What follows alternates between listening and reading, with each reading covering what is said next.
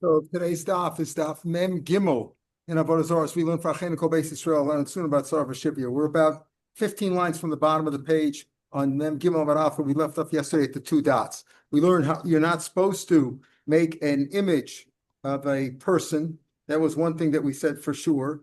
And what happens when you find things? Rav Sheshes had said that mazolos are mutter except for the mazel. You shouldn't have the mazel, the constellation of the sun or the moon. And all faces are permitted, for example, animals, except for that of a person, and all figures are permitted except for that of darkum. So the Mishnah said that if you find any utensil or anything that a decent, a jewelry, whatever it was that had the image of the sun or the moon or the dragon, you have to destroy it. Take it to the Yam HaMelech. Now, what happens here? This, if you tell us, we're going to learn now famous stories brought down in Rosh Hashanah also. Tanan Hosam at the two dots, 15 lines from the bottom of the page. Tanan Hosam, Demus Source Levanos Haylo Rav Gamliel. Rav Gamliel used to check him in the olden days, from the time of the Beis Hamikdash, and Mitzvah will happen that way in the future, that they would proclaim the new moon based on the testimony of witnesses. Now, the witnesses weren't always experts; they just happened to be guys who happened to see the new moon. So the question was, did they really see the new moon? Was it a figment of their imagination? Did they really know what a new moon is? So Rav Gamliel would test them, and he had a chart in his room. He had a chart, like a picture, like a chart. Maybe it wasn't a 1 or 2 dimensional chart. It might even be 3-dimensional. And he had a shape of the moon there. In his upper chamber, the tableau, either on a tablet, Bakoto on the wall, Shebehem Maris Yotas, and with them he would show it to these common people who could claim to have seen the new moon. Omerlam, Kazarisim or Kazarisim, he would test them. 2 witnesses came. He would test them each individually, like you do when you interrogate witnesses. You would you interrogate them each individually to see if they're both telling you a common story, that they're both in sync with one another. And he would say, "How did you see the moon?" So he would have a chart. It's not clear. And the sounds from the top of the Kotzel sounds like it was simply a 2-dimensional chart on a wall. However, it could be that he had even more than that. Umi Shari, is that really mutter? Now, that's what we learned in Rosh Hashanah. When we talk about the new moon and the Chodesh, and that's how Gamliel tested them. How was he allowed to have that? But it says, Lo sasun iti, do not make with me, Lo sasun kedu shemoshai, hamasham shem lefanai, do not make an image, any figure of the attendants who attend before me. Here Rashi says we don't have the Girsa Lefarei B'Maro. Says you just says you can't have, because a Maro might be up on high, even above the levels of the sun and the moon, but you're not supposed to have those things. So how do Gamliel have those things? So the Gemara, that's what the Gemara is going to deal with today. How do Gamliel have these pictures or figures of the sun and the moon, or at least the moon, and to determine how did you see the moon? What sliver did you see? Amar Abaya, lo asr Torah ella shamash and shafar lasas kamosan. So Abaya's first answer is the only forbidden thing when it says don't make any images of my attendants up in the heavens, etc. The only thing is asr is things that it's possible to make them. Now you can't make something the size of the sun or the moon, obviously. You can't do it. It's only also to do it in exact same dimensions, right? The same design, same dimensions. The sun and the moon, you can't make a sun and a moon. You can make a picture. You can't make that. That's Abaya's first answer. We're going to reject this later on. Kedatani, like we learned. Lo Yasu, we're at the first now of the wide lines in the Gemara. Lo Yasu Adam Bayis, you shouldn't make a house Tafnas Heichel. You shouldn't make a house in the same design and dimensions of the Heichel in the Beis Hamikdash, whatever the dimensions were there, 20 by 40 by a height of 30, whatever it was, you shouldn't do that. Aksavi, you shouldn't make a porch Tafnas Ulav in the same design as the Ulam. The Ulam is the area before the Heichel in the Beis Hamikdash. Chatzah, you shouldn't make a courtyard Tafnas Azara with the same dimensions as the Azara. Right, the Azor was like 100 by 50. You shouldn't make that. They had zoning issues. Your zoning issues, right? Yeah. Right, you shouldn't do those things. Shulchan, you shouldn't make even a table, Tavna Shulchan, the same exact dimensions as the Shulchan in the Beis Hamikdash, which had the Lechem upon him. Menorah, you shouldn't make a menorah, Tavas menorah. You shouldn't make a menorah in the same image as the menorah in the Beis Hamikdash. I think the emblem of the state of Israel is a menorah, right? And how many candles does it have? That you're not supposed to do that, right? You can make it shel hey v'shel vav. You can make with 5 or 6 candles, or v'shel ches or 8. V'shel zayin lo don't make it out of 7, because that's like the one of the base mikdash. Even if it's other kinds of metal. Why? Because Rashi explains, the pasuk says vasisa menorah, make it, that's a general klal. Zav Tor is the prat. And then it says, right, miyat, miksha teasa ha-menorah. And again, there's a klal. So klal, prat, or klal, ain't a prat. The prat is zav, but it's a metal. You can make any metal. So she says you can make it, even if you make it out of other metals, that's also no good, because in theory, you can make the one in the base of Hamikdash also with other metals. Obviously preferable to make it out of gold, but you can use other metals there, because he learns a cloud, part of cloud. Rav Meir Shapiro says, can't even make it out of wood. Why? Because he learns that the concept of asisa menorah it's not cloud, part of cloud. Remember, there's a general machlokas, how to learn Torah. You learn cloud, part of cloud, which includes less. It's only got to be kain prat, or riba miyat riba. Riba miyat includes more. It only excludes one thing. He's a sisa menorah's riba. Zav tor is an exclusion. Niksha tayas as a menorah is another robe, and therefore you include everything, even wood. You could even make it out of wood. Since you can make the menorah in the basement even out of wood, therefore you shouldn't make one yourself in your house first for your personal use out of wood if it has 7 candles, even out of wood. What does it exclude then? When it says read, what is it? It excludes making out of earthenware. That's really cheap, making it out of a cheres, a kli cheres. Okay, so Rabbi Shapiro says you can't even make it out of wood, because wood is also permissible in the base of Mikdash. Like they made in the time of the Chashmonaim, when they first defeated the Syrians, and they couldn't find the oil, the whole story of Hanukkah, all that. So they first made it out of wood. Amulo. So Rabbi Shapiro said this. The rabbi said to him, no. The rabbi said that you can't make it out of wood in the base Mikdash, and therefore you could make it out of wood in your own home, because wood was not acceptable in the base Mikdash. Amulo, they said, you can't prove anything from Yishamra. You think you can prove anything from Chashmonaim? There, shvud and shel barzel hayu. What happened was they originally had, it wasn't wood. They had staves of iron, hayu b'chofen b'batz, and they covered it. They lined it with tin. Shiur, when they got more money, when they became wealthy, asum shel kesef, they made it out of silver or added on silver. Chazer Shiur, asum shel zav, then they made it out of gold, but they never used wood. Okay, so the point is that it's only at this point Abai's answer is that Pablos are really allowed to have, let's say, a moon in his study and say, "Go, come here, fellas. What did you see? Show me what you saw." To show, in the sky, show me what you saw. How is he allowed to have that? So the Gemara's answer is that you're only not allowed to make things in the same dimensions, the same design as the real one. Nobody can make a moon or a sun in the real one. Therefore, it was okay. Says the Gemara, is that so? Even if you can't make a real one, right? Because it's too big, you can't make one. Is that permitted? Vatanya, we learn lo sasuniti. Again, the pasuk at the end of the Yisra, lo sasuniti. Elo echesav leizav lo says lachem lo sasun ken musham Hashem shem shafar b'maro.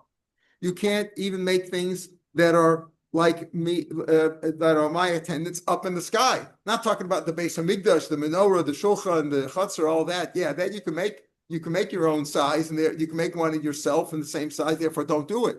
But things that are so big, you can't. No, it says here, Lo Sasun Kemos, the Brisa says,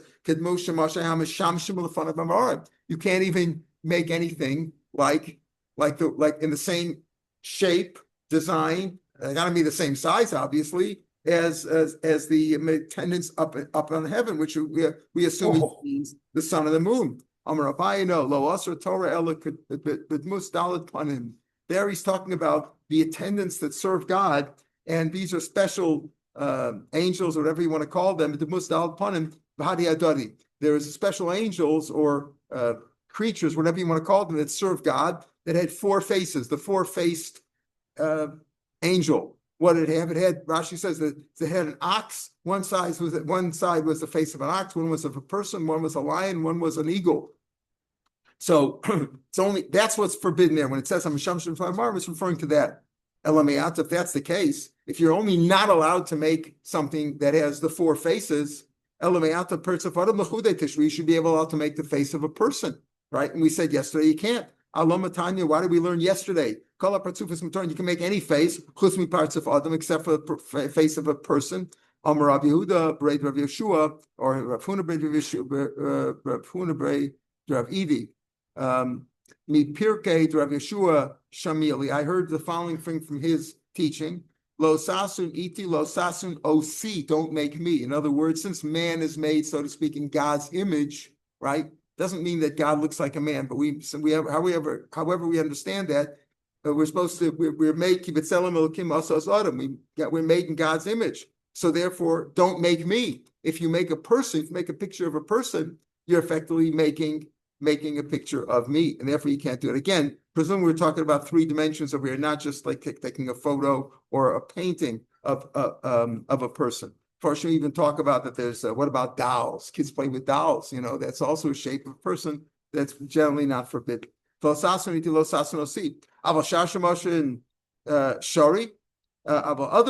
mutter. In other words, again, so we're saying here now at this point, how is he allowed to do it? How is Rav Meir allowed to have this picture or this figure of the moon? The answer is no. When the Brisa says don't make anything like my attendants up on high, it's referring to the 4-faced animal or 4-faced angel. And but for a person, you can't make it for a different reason, because the different Russia says lo sasun iti, lo sasun osi, don't make me. Shari. Says the Gemara, Mishari. Are you allowed to make other attendants of God, even though they're very big and you can't make them that size? Vatanya lo sasun iti, lo sasun kedmus shamoshai. Do not make the figure, the shape, the design of my attendants. I'm shamshal front of Bamorom up on high. Kagon ofanim v'srafim v'chayos hakodesh malchei hasharis. Those are the angels, all those angels. The ofanim v'srafim v'chayos hakodesh. All those angels, you don't have to make any of them up on high.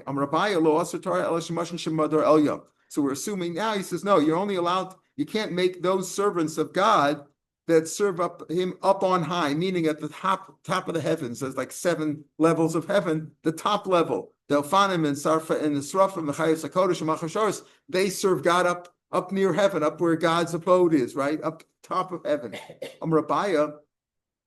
So he says that's his answer. That the only forbidden thing is, again, he's defending Rav Meir, and he's saying, Rav Meir, even if you say you can't make things that are, even if they're not, let's call it, what's the word I'm looking for?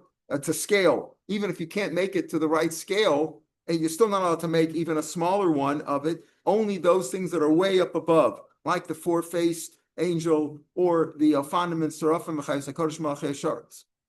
Says the Gemara, and where's the sun and the moon? Way below that, right? The sun and the moon are not in heaven; they're way below that. Says the Gemara, is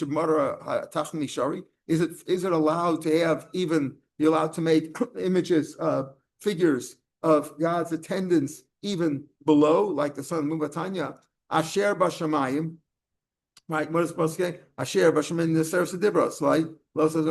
Asher b'shamayim ima b'asher b'aretz mitachas. It said b'shamayim l'rabos chama v'lvona v'kochim mazos. It said b'shamayim up in the sky, even the sun and the moon. Here, this drasha, this Brisa says you can't make things even like the sun and the moon and the stars and the constellations. Mimal l'rabos malchashavs. Above, that's the malchashavs. That's in the top levels. But asher b'shamayim includes even the sun and the moon. So we back to our original problem. You can't make anything in the shape of the sun and the moon. It says Kitani la'ovdam. That's what it says. Lo savdain. Don't worship them, but making them maybe is okay. It says Mar ila ovdam. I feel a shilshal cotton. If you're gonna serve to worship something, even you can't even worship a small worm. Nami says Einachanami. You're right. When we say for the Kronafka, that's one from Sefer the Tanya. Asher ba'aretz mitachas. Asher ba'aretz is the Rabbis Yamnaharos. You're not allowed to worship the seas and the rivers and the mountains and the hills. Mitachas underneath, even worms who live underground.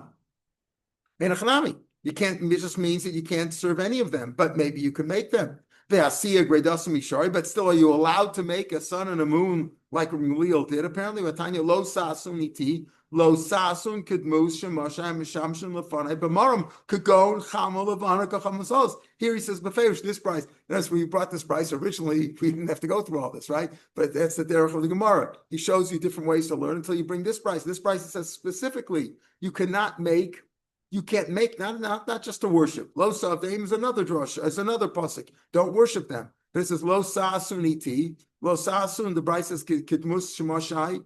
Do not make the form, the shape, the design of my attendance. And Mishamsham five bamarom above, and here bamarom. We said before, marom means maybe the upper level. Here he says no. Kagon chama levana kachamazos. Even the stars, constellations, the moons, etc. So we're back to our original crime. How do Gamaliel do this? Says the Gemara. Now we'll give you several answers. Shiner of Gamaliel dacher masula. Gamaliel didn't make it. Somebody else made it. You're not allowed to make something. You're not allowed to make an image, a statue or anything in the form of the sun or the moon. That you can't do, but somebody else made it for him. Maybe a guy made it for him. Somebody else made it for him. Rabbi Yehuda dacher masulo. Rabbi Yehuda, others made for him a ring that had on it, let's say, the picture of the sun or the moon. It had a signet ring, it had like a form. Shmuel told Rabbi Yehuda, his student, Shinara, smart kid, to face that ring, right? Right. So why did he tell him to deface his mashma? Even though somebody else made it for him, he still wasn't supposed to keep it. So Hasan b'chos mabola. That's speaking about where it was in relief, meaning the image on the ring, let's say it was an image of the moon or the sun, was projected out. And therefore, Mishum Chashada, people will say if he's walking around with the picture of and he's walking around with a ring, and the ring's got a sun or a moon sticking out of it, people think that maybe he's worshiping it. The Tanya, as we learned, Tabas, we're at the first of the wide lines of the Gemara. Tabas shechos mabole, if you have a ring whose seal or the signet on it, boled sticks out, projects out, that means it's in relief. Also, you can't wear that. Can't wear it because people will think you're worshiping it. But you can seal, you can sign with it. In other words, what did we? It's like we have a seal today. I guess you have a stamp, right? So it's used as a stamp. He says if it's projecting out, you can't wear it because people will think you're worshiping it. But you could use it to stamp something. Why? Because how do you stamp it? You stick it into the wax, and when you stick it into the wax, it's indented, right? It's cut in. It's not sticking out. So that's okay. It won't look like avodah zarah, right? But chos mashokeh, if the signet ring, if the signet on it, the seal is cut into the ring, mutalanichi, you can wear it because people can't see it. People don't see it. It doesn't stick out. People don't see it. Don't resonate. But you can't sign with it because when you sign with a ring of that form, where the image is cut into the ring, when you sign with it, what's going to happen? The wax is going to come out, right? When you push it in, the wax is going to come out. Then people will see. Are you concerned about? So what do you see over here? So the answer here we're saying is that somebody else made it from Gamaliel. We found that Rabbi Yehuda, somebody else made it for me. He was told to deface it. That's because it was sticking out, and he's walking around with it, and people were concerned that maybe people would think that he was doing avodah zarah. Are you worried about chashad? A rabbi, you're concerned that maybe he's doing avodah zarah? There was a famous shul in Nardah. It was called Beit Knishta, the Beis HaKnesses, the Shavi Yosef. Now, Shavi Yosef could be a proper name, Rashi says, or it could be Shefi Yosef, that Yechanya, when he left Eretz Yisrael and going to Golis, he took from the stones of Yerushalayim and he built the Beis HaKnesses there with that. The Shefi Yosef, meaning it was moved and reestablished, Yosef and sitting in Nardah. And in that Beis HaKnesses, they put a statue in that shul, right? We don't even do that, right? We don't have statues in the shul. Put a statue in the shul. Shmuel's father and Levi went there and they davened there, even though there was a statue. Nobody was concerned that they were worshiping it. The answer is Rabim Shiny. Again, somebody else made it, number one. And number two, you're not worried about chashad when there's many people there. They're not concerned there's other people there. Now I'm concerned that this guy maybe is practicing idolatry in private. Okay, so all that is an answer. You said Rabbi Yehuda got one that somebody else made, but there was a concern that don't be obvious with it. People shouldn't be concerned. So what about Gamaliel? Even if Gamaliel got this moon from somebody else, why? He was an individual person. Why shouldn't you be concerned about chashad there too? Nobody is immune from suspicion, right? Like the Gemara says, "Ain't up a tripus larayas," right? Nobody is immune from suspicion. And in those days, when the suspicion was about idolatry, anybody could be, right? There was no shortage, unfortunately, of famous rabbis who turned away from Yiddishkeit, right? From Gamliel to Yochanan Habe, that's keeping the Nasi, since he was the president of the Bezdin. He was the president, like the president of Israel. There were many people there, so he was never alone. So therefore, there was no concern. So the first real answer that we stay with is how was he allowed to have the moon? Somebody else made it for him. And since there was always people there, he didn't make it himself. He's not allowed to make one. Certainly wasn't worshiping it. You can't make anything if you're going to worship it. You can't make this mouse if you're going to worship it, right? You can't do anything if you're going to worship it. But you also cannot make images of things that serve God. Certainly images, like you said, in the base of Mikdash, certainly even celestial bodies that you can't duplicate their scale, but you can make similar things. You can't do that, but here somebody else made it for him, and he was not under suspicion because there were many people with it. He was a Rav, there were many people with him. Or you could say, B'chlal, there was no problem. The Prakim Habe, the moon that he had was not one piece. It was in pieces. It was like a menorah that that's assembled. So he never really kept it in that form. It was always in pieces. And when he had to interview or interrogate one of the witnesses about the new moon, he would put it together and say, is this what you saw or is that what you saw? So that's the second answer. Or you could say, no, L'Islamed shiny. It's different because there it's for educational purposes, right? The Tanya lo silma lasos. You shouldn't. The pasuk says lo silma lasos is in a different place, right? Lo silma lasos and varm. You shouldn't learn to do these things. In other words, you shouldn't make these things and learn these things that in order to perform them and worship them and service them. But you could make that. Here you're doing it for educational purposes. Just the opposite. You're doing it for the kaima mitzvah of Kiddush HaChodesh. You want to know, has the new moon really been discovered yet or not? So here it had a purpose to it. So we have three answers. One is that somebody else made it from. One is that it wasn't really made in one piece anyway. It was never a chashad because he only put it together when he had to interview one of the witnesses or both of the witnesses or as many witnesses as came. Or the other reason is that simply, if it's for educational purposes, in this case, even for the mitzvah, it's certainly permitted. Shmuel Omer. Shmuel said, so what did the Mishnah say? If you find any of these if you find an item, a kli, a utensil of any sort, jewelry, or even pots and pans, whatever it was, if you find that it's got on it the shape of a sun or a moon, or the dragon, which indicates a Avodah Zarah, you have to destroy it. Shmuel says it depends. If it's only on an honorable item, in other words, if it's on a filthy, disgusting item, then they wouldn't worship that. Then that's mutter. Only if it's on an honorable one. What does it mean by honorable? She says only if it's honorable. What is honorable? What's not? What are honorable ones and what are shameful items? Assuming that it's a utensil used in water, if it's above the water level, let's say the edge of the pot or whatever it was, then it's considered honorable. Let's say it's on the bottom of the pot and there was a picture there that was considered, that wouldn't be honorable and that wouldn't be usher. Below the water level. Shmuel Amar, no, those, if you're talking about cooking utensils, that's all considered shameful items. Who puts an image on their stuff that they cook with? What is mechubadim? Sha'al ashirin. If it's on, let's say, bracelets or nizamim, nose rings or tabas or rings, things like that. If it's on jewelry, then it's mechubadim. Tanik Basir Shmuel, mechubadim sha'al hashirin, bracelet like that. And mechubadim is if it's on a bracelet or a nizamim or rings or nose rings or tabas, finger rings. What does it mean? A shameful one that you don't have to be concerned that it's avodah zarah. Shalayoris, it's let's say it's on a kettle or a kumkum, another kind of a kettle, a bigger kettle, smaller kettle, machamimayim, an urn, or on sheets, on bachas, or on towels. In other words, if it's not on something that's, if it's on a nice thing like jewelry, then you can assume that it's an avodah zarah. Otherwise, and you'd have to destroy it. However, if it's on something not honorable, like something that you cook with, or heat up water with, or towels, or sheets, that's not considered honorable, and that wouldn't be an avodah zarah.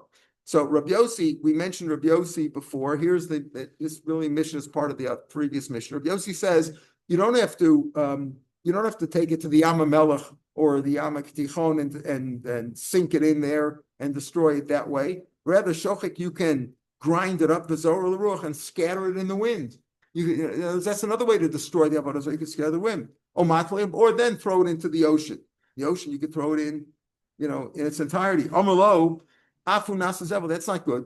If you grind it up and scatter it in the wind, and the wind takes it on the fields, that is a good, we're talking about metal over here. You found the metal item. If you find apparently the metal, if you grind it up into small dust, it serves as a fertilizer. Shnemar and afu nasazevel. In other words, that's not a good idea. Throw it into the river, into the ocean, that's good. Into the Yam HaMelech, that's good. But if you're going to grind it up and scatter the dust, that's not good. Shenemar, because then it'll become fertilizer, and people will have, and Jewish people will have pleasure from it. Shenemar,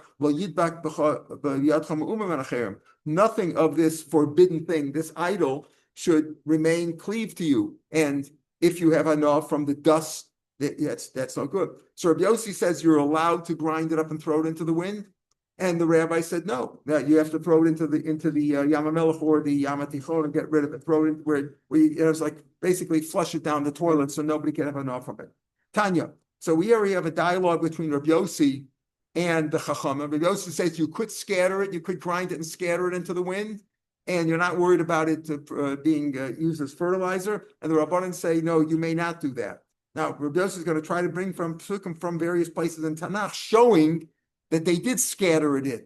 Okay. Amr of Yossi, but look for a number, it says, V'chataschem, what did Moshe say to Bnei Yisrael? V'chataschem, asher asitem eso egel, right? I think this is an ekev, right? Your sin that you made the egel azov, lakachti, Moshe said, no, he's reviewing, this is in Dvarim, where Moshe is reviewing their whole history. I took it, Vesrofos Abayish, and I burned it in fire, V'kososo tachon, and I ground it down, I beat it down, ground it down, Hatev, I brought it down, Adasher Duklafer, until it was as thin as dirt, as dust. V'ashlech Asafaro, and I threw its dirt into dust, Elanachal, into the brook or the ravine, Hayorid Menahar. So what do you see over here? Moshe himself did that. He took the idol that they worship, and he ground it up, and he threw it down in the brook, down on the river. So that, like on the road, it didn't throw it into the ocean or into the Yam HaMelech. So Rabbi Yossi brought him a proof from Moshe Rabbeinu. Amrulo, they told him, Misham, you bring it right from there. Hareyu Omer, the pasuk says, Vayizer al pnei hamayim, and he scattered in the pasuk in Shmos when it happened, not in Dvarim when he's reviewing it. Vayizer al pnei hamayim, and he scattered it on the water. Vayashkes pnei Yisrael, and he gave it them to drink from that. From that, as he took the dust of the egel azov, threw it in the water, and he gave Bnei Yisrael to drink. What did he give? What did he give him to drink? He checked them like a sota. Rashi explains the Gemara in Yuma that what happened. He said he checked all these people to see how did they serve that idol. If they sacrificed and they brought incense, then they were killed by the sword. If they just hugged it and kissed it, then they got askar, or they got some croup or some throat disease, died that way. Some if they were just happy about it. Hydroka. In other words, he tested them out like you test out a sota with the water. So there, it wasn't like a question of that. It says he didn't throw it into the field so that it might fertilize fields. Rather, he threw it in the water, and they used that water, like to test the people. Amalam Yossi says, okay, I'll bring you another possible. I look for him. It says, Vagam Esmacha, talking about here about Asa Amelach, he dethroned his mother, Macha, Imo. Hasira Mikbor, he took away from her high position. Asher Asa Mefletzes, she made this abominable image, right, of Avodah Zarah. He took away. Vayidok, and he ground it up. He ground it by Yisrof by Nachal Kidron. He ground it up and he burned it down in Nachal Kidron. It's not enough just to burn it. You got to scatter it. It only, apparently, Rashi explains, it only fertilizes if it's in small, dust-like form. So he says here, you see, they threw it in Nachal Kidron. Also, they threw it down in the Nachal, where it could have fertilized fields. Amrulo. So they answered him. Again, they answered Yossi, you're bringing a proof from there that you're allowed to grind it up and throw it. Nachal Kidron, it doesn't grow anything there. This is Nachal Kidron. It doesn't grow anything. The problem is, if you ground it up and you throw it and you scatter it in the air and then it goes on to fields, it might help fertilize the fields, and you're going to have enough from it, which you're not allowed to have enough. But Nachal Kidron didn't grow anything. It's like the blood, both from the inner blood in the base of Mikdash, from the blood that they bring inside the Heichal, and the blood of the outer Mizbeach Hanachoshes, Mizbeach Hachitzon, right? Mizbeach Ha'ola, that Mizbech, all the blood runs down through the channels, right? The Yotzal Nachal Kidron, and it goes out to Nachal Kidron, V'nimkarim L'ganonin, and it's sold there to gardeners, L'zavel to fertilize the fields, Umolim behen, and your moa doesn't really mean me'ila like we understand me'ila that you're chayiv, you bring a carbon me'ila and add 25%, that, and because you had committed sacrilege, just means that you're not allowed to take it for free. You've got to pay you have to pay the Beis Hamikdash for using that blood. In other words, it's sold there. But the point is, you see that it's used as fertilizer in Nachal Kidron. So you can't say Nachal Kidron doesn't grow anything. So we're back to the problem. If Asa ground up the image that his mother made and threw it in Nachal Kidron, there also you have a problem of Anah, right? So and yet you see you're allowed to, said Rabbi Yossi to the rabbis. The answer is so does Nachal Kidron, you said Nachal Kidron doesn't produce anything. That's what your answer was. Nachal Kidron was, here we see Nachal Kidron does, right? They said Nachal Kidron doesn't produce anything, but Nachal Kidron does produce vegetation, and you could fertilize it, etc. The answer is Makomas Komas Yesh. There's different places of Nachal Kidron. It's a big place. Yesh Yeshbo. Yesh Makom Megalos. There's a place where it does grow things, and that's what they use the blood in the Beis Hamikdash. They use that for fertilizer. The Yesh Makom She'ei Megalos. The place that it didn't grow, and also threw it in a place where it didn't grow. My miflat. So what does it mean? It's his abominable image that she had made. Where do we have that word? In Yerushalayim, the mafletzet, right? They all go to what's the mafletzet in modern Hebrew? The giant? What do they call it? The monster, right? The monster. Amar Yehuda, to have a mafalia letzanasa, her morality was intensified. That's what miflaya letzanasa. That's what mafletzet. It's a combination of. So I guess it's not a Hebrew word, Michael. It's taken from the Gemara, right? Or it's taken from the pasuk. The pasuk is miflatsta. It means miflaya leitzanis, her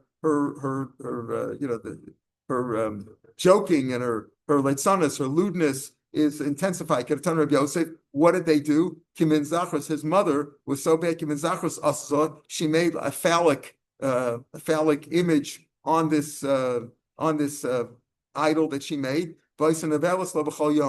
And she slept with this disgusting every day. In other words, she basically, that's what she did. She did this disgusting act of so to speak, sleeping with this image. Amalei and Rabbi Yossi. Back to our issue. Rabbi Yossi says you can scatter it in the wind, and no problem. And the rabbi said you can't do that because it's going to fertilize fields. Look, it says v'chitas nachash nechoshes. They ground up the nachash nechoshes. Remember the famous serpent that Moshe had originally made, Asher Asa Moshe, that Moshe had originally made to heal the people, but then he ground it up. So what do you see? You grind it up. You can grind it up and scatter it in the wind. You see it's mutter. Amulo misham raya, again. You bring in a raya from the chashros of Moshe.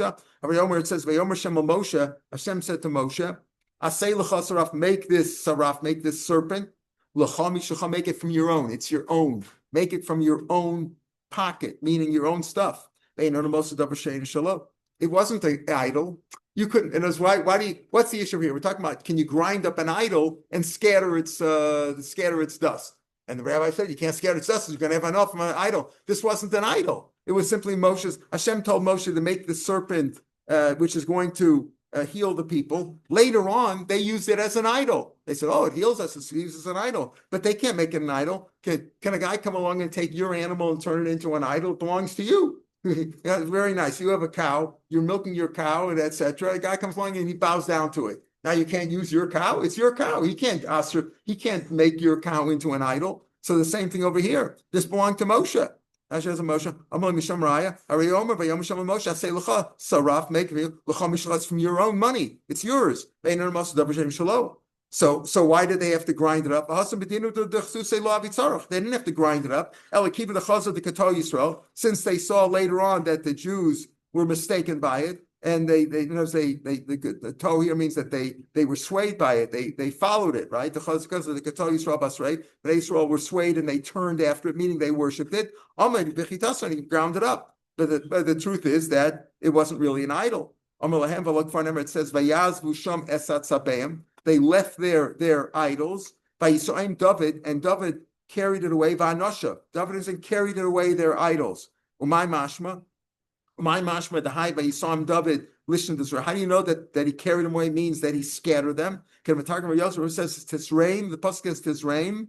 V'ruach t'sam, scatter them, and the wind will take it away. So you see, Vatisayim is a lashon of scattering. Mutagamin tazrinon, winnow it, like winnow it. You fan it and winnow it. Baruch metatlina. So you see that that's a lashon that Vayisayim means that they scattered in the wind. Again, Rav Yossi brings another proof. In Amalom Mishamrai, you can bring a proof from there. Rei Omer says Vayisru Beish. It also says they burned it. So which one is it? If it doesn't say Yisrufayim Beish, it doesn't say they burned it and they carried it away. Shema Minu V'Sayim Mamish. It means literally that he carried it. It doesn't mean Vayisayim. You're saying means scattered them, because it says Tisrei Baruch Tisa'im, and we darshan it that way. That would be fine if it would just say Vayisayim, but it says here Vayisru Beish Vayisayim. So it doesn't mean literally that they scattered it. It just means he burned it and took it away. But Shema Mina V'Yisayim means mamish that he carried it away. But then we have a problem. If he carried it away, he was also having it off. David HaMelech and his person who took it away. So which did he do? Did he scatter it, or did he take it away? Or did he burn it, or did he take it away? It says we have a steer. It says David said, burn them in fire, burn these idols, and carry them away or scatter them away. Giti was a guy, and before Giti he says, listen, burn it. But after Giti came, he annulled it because he's a guy. Jews can't annul the Avodah Zarah, as we learned yesterday, right? But they can't even annul their own. But a guy could annul even his or somebody else. So Giti came. They took the crown of Malcolm. Malcolm was the name of their Avodah Zarah Me'al Rosho. And it weighed like a talent of gold. So what do you see over here? It's very simple. That's not a case of Avodah Zarah that was scattered at all. It was taken away. First, David said, burn it. Then when he came in and annulled it, it wasn't Avodah Zarah anymore, so there was no problem. How you take it away? So at the end, they answered all Rabbi Yossi's proofs. So the Gemara says, Umishari, how were they allowed to take the Torah that he's just finished in the Gemara? How allowed to take it at Mishkol? Umishari Yisura Nananu. Rav Nachman, Iti Agiti, he came, Ubitlan, he was Mavatlit. And he was Mishkol Kikasov, it weighed a talent of gold. How could David put it on his head? If it was so heavy, it was sitting on an idol and was very heavy, how could David put it on his head? So Rav Yehuda, 3 answers. He couldn't actually wear it because it was too heavy, but it was fit. He was fit to wear it because he was such a royal person. In other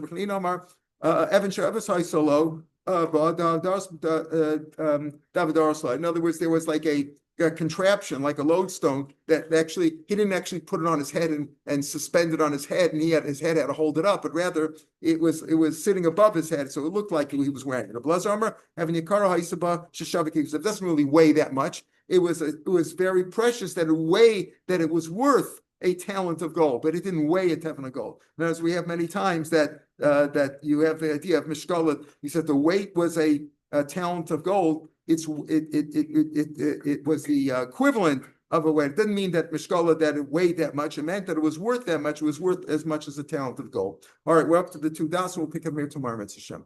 Have a good day, everybody. Kol tov.